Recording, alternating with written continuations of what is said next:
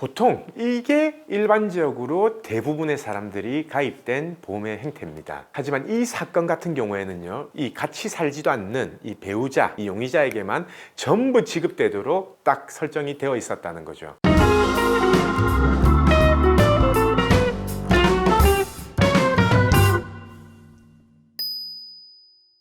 안녕하세요, 보상가 배상입니다. 요즘 한참 이슈죠. 이 가평 계곡 살인 사건인데요. 사실 이게 제가 1년 전에 방송 봤거든요. 이 방송을 보면서 저건 진짜 이상하다, 사실 그때 그렇게 느꼈는데요.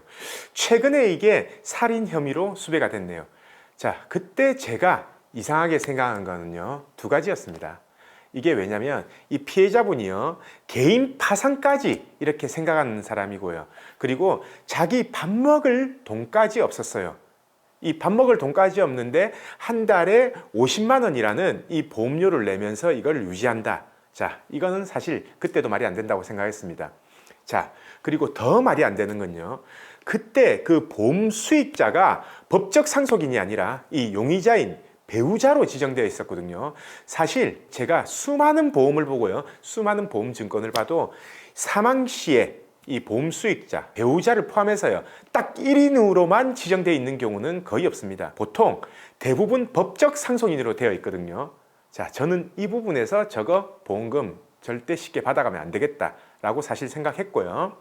오늘은 이 방송과 관련해서요, 왜 이 사건이 방송에까지 제보되고, 그리고 1차 수사에서는 무혐의가 나왔는데 재수사까지 이어지게 된 경위, 그리고 보험금, 보험회사와 연관지어서 한번 얘기해 보려고 합니다. 자, 이 사건 시작은요, 처음에 보험금 안 준다고 이 용의자가요, 금감원에 민원 접수하고, 그리고 방송국에 제보하면서 이게 시작됐습니다. 사실 그 전에 보험사가요, 이거 보험금 부지급 결정을 한 이유는 있어요.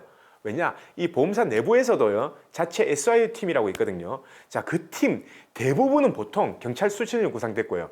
이게 경찰 출신으로 구성된 이 SIU 팀에서 보통은 보험 사기나 아니면 우리가 보험금 중에 고액보험금 있죠. 이 고액보험금 여기에 대해서 이제 조사를 한다라고 보면 되는데요. 이게 자기들이 솔직히 청구를 했는데 조사해 보니까 이렇게 조사해도 자기들이 봐도 좀 이상한 겁니다. 왜냐? 이게 보험 수익자, 보험금 수익자가 아까 말한 이 배우자로 지정이 되어 있고요. 실효 4시간 전에 이 사고가 났어요. 그리고 사망했습니다. 그러니까 보험사 입장에서는 의심을 안 할 수가 없는 거죠. 그래서 이 보험금 지급 결정을 연기했고, 경찰 결과를 기다리는 중에 이제 이 결과가 무혐의가 나온 겁니다. 사실 이쯤 되면요, 보험사도 웬만한 보험금 줘야 됩니다. 왜냐? 경찰 결과에서 무혐의가 나왔기 때문에 보험금 안 줄 이유가 없는 거예요. 근데 이 여자가 보험사가 보험금을 빨리 안 준다라고 해서 방송국에 제보하고 일이 커지게 되고, 보험사가 이를 경찰에 재수사 요청하면서 결국 재수사가 시작된 거죠. 결국 현재 수사 결과가요, 그대로 판결이 난다면 이 여자는 보험 사기를 성공시키기 위해서 방송국을 선택한 거고, 그 선택으로 인해서 본인의 죄가 드러나게 된 꼴인 겁니다. 여기서요, 전 이런 생각을 해봤습니다. 만약 경찰에서 무혐의로 그대로 끝났고요, 이 결론이 난 채 보험사를 상대로 만약에 이 여자가 민사소송을 바로 진행했다 그랬으면 어땠을까? 그래도 지금의 결과일까? 사실 그건 물론 알 수 없습니다. 왜냐? 형사적으로 무혐의가 났다라고 하더라도요, 이게 민사재판의 재판부는 어떻게 생각할지는 사실은 모르는 거거든요. 그래서 이제부터는 제가 본격적으로 보험, 그리고 이 수익자에 대해서 말씀드릴 건데요. 우리가 보통 보험을 가입하면요, 보험료를 내는 사람을 보험계약자라고 합니다.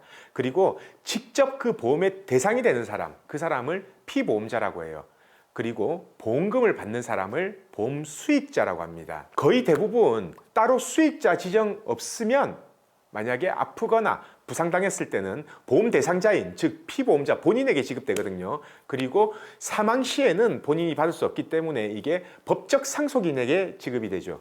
근데 여기서 법적 상속인이 만약에 결혼을 해서 자녀가 있을 경우에는 배우자하고 자녀에게 나눠서 지급이 되는 거고, 만약에 결혼을 했는데 자녀가 없다라고 한다면 배우자하고 부모하고 이렇게 나눠서 지급이 됩니다. 그리고 결혼을 만약에 안 했다라고 하면 당연히 부모에게 지급이 되는 거고, 만약에 결혼을 했는데 이혼하고 자녀만 있다라고 하면은 자녀에게 전부 지급이 되는 거죠. 이게 일반적으로 대부분의 사람들이 가입된 보험의 행태입니다. 자, 근데 하지만 이 사건 같은 경우에는요, 일반적인 행태가 아니라 부모님에게는 한 푼도 안 가고 이 같이 살지도 않는 이 배우자, 이제 이 용의자죠. 이 용의자에게만 전부 지급되도록 딱 설정이 되어 있었다는 거죠. 자, 결국 이게 보험사의 까다로운 조사가 시작된 이유라고 볼 수 있는 겁니다. 자, 오늘 영상에서는요, 제가 이 사건과 관련해서 알려드릴 보험 상식은 이 보험 수익자와 관련된 내용이었습니다. 아무쪼록 이 사건이 제대로 해결돼서